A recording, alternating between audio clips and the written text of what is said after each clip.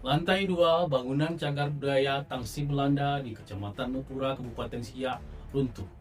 Hal ini terjadi saat agenda studi tur murid SDIT Baitul Rido Rawangkau, Kecamatan Lubuk Dalam pada Sabtu 31 Januari 2026.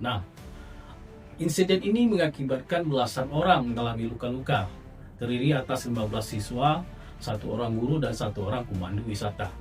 Saat itu mereka berkeliling area Tangsi Belanda. Pada bangunan 1, mereka naik ke lantai 2 bangunan. Setelah tibanya di lantai 2, mereka masuk ke salah satu ruangan. Pada ruangan itu, karena lantainya terbuat dari papan kayu yang lama dan telah lapuk, sehingga tidak mampu menahan beban, lantai itu pun runtuh. Hal ini menyebabkan rombongan terjatuh ke lantai dasar dengan ketinggian kurang lebih 4 meter. Tangsi Belanda yang berada di tepian Sungai Siak, Kampung Beteng Hulu, merupakan bangunan sejak zaman kolonial Belanda. Bangunan ini sebenarnya terabaikan selama berpuluh-puluh tahun. Sebelum 2018, bangunan ini hanyalah bangunan tua yang menyeramkan. Warna putih gedung itu memudar dan beberapa sisi ada yang menghitam. Ditambah lagi ada lumut-lumut hijau yang bergantungan. Padahal bangunan ini bukti sejarah kolonial Belanda yang bisa dijadikan objek wisata sejarah. Kemudian juga bisa dijadikan studi teknik arsitektur dan juga destinasi wisata.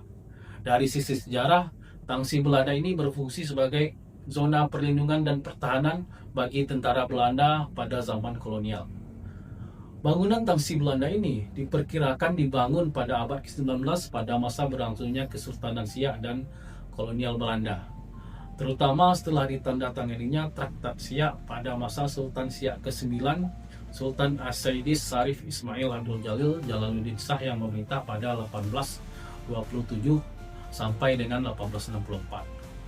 Kemudian dilakukan pemugaran Tangsi Belanda pada 2019 oleh Balai Pengembangan Infrastruktur Wilayah Direktorat Cipta Karya Kementerian Pekerjaan Umum dan Perumahan Rakyat Republik Indonesia dengan nilai 5,2 miliar.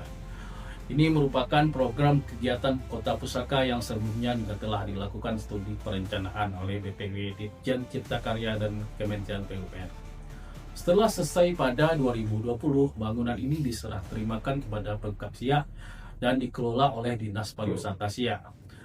Namun sampai hari ini tidak ada perawatan dan pemeliharaan secara berkala.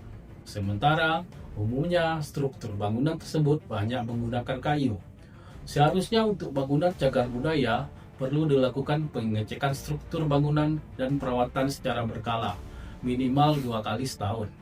Hal ini mengingat bangunan cagar budaya merupakan bangunan yang rentan terhadap kegagalan konstruksi. Sementara itu, Dinas Kebudayaan Pariwisata, Pemuda dan Olahraga Kabupaten Siak mengakui memang belum pernah menganggarkan kegiatan pemeliharaan bangunan Tangsi Belanda. Kepala Disbud Parpora Siak, Safrizal, mengatakan selama ini pihaknya hanya melakukan sebatas pemeliharaan ringan seperti pengecatan dinding.